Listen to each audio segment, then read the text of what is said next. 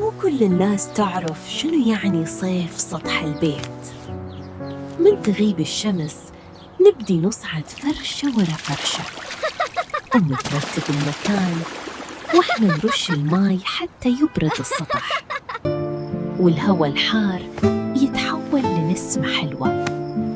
نركض بين الفرشات، نضحك ونباوع لسطوح الجيران، وكل بيت بالمحلة عنده نفس الطقوس، نفس الفرحة، ونفس الانتظار لليلة هادئة تحت السماء.